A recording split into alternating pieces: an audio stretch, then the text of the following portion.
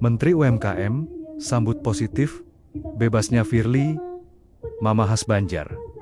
Keputusan bijak. Reopening toko Mama Khas Banjar. Pak Menteri, ini Firly kan diputus bebas nih. Mungkin dari Pak Menteri nih responnya seperti apa nih Pak Menteri nih?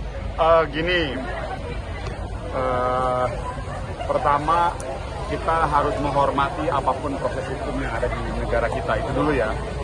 Artinya proses hukum adalah bagian dari sebuah proses setiap warga negara, dan tentunya saya memberikan apresiasi kepada Firly yang sudah mau mengikuti proses hukum ini. Dan terkait mengenai keputusannya adalah onslah. Apa itu keputusan onslah? Keputusan onslah itu Firly dinyatakan bersalah, namun tidak ada unsur pidana. Artinya ini adalah sebuah langkah keputusan yang bijak, di mana berangkat dari tuntutan awal yang diberikan oleh kejaksaan karena melihat perkembangan dan fakta-fakta hukum yang ada. Maka dari itu tadi sekaligus saya memberikan apresiasi kepada aparatur penegak hukum, dalam hal ini Kejaksaan Tinggi Kalimantan Selatan, yang sudah memberikan tuntutan yang cukup bijak menurut saya. Cukup bijak. Kenapa bijak?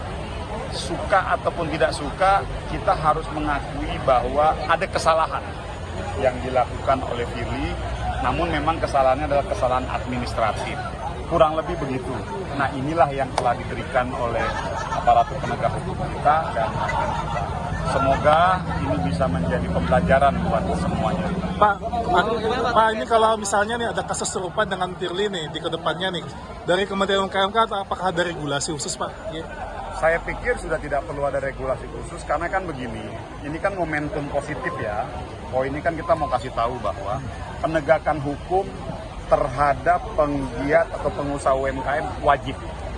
Itu udah tak bisa dibantahkan. Sebagai bagian dari untuk membangun kesadaran hukum. Itu dulu.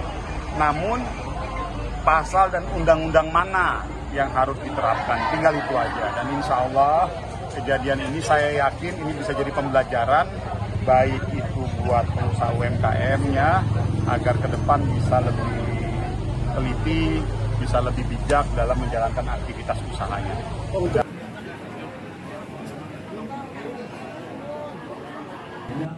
Harap ini kami berkumpul dalam rangka bangkitkan kembali tokoh ini, bangkitkan pula semangat harapan dan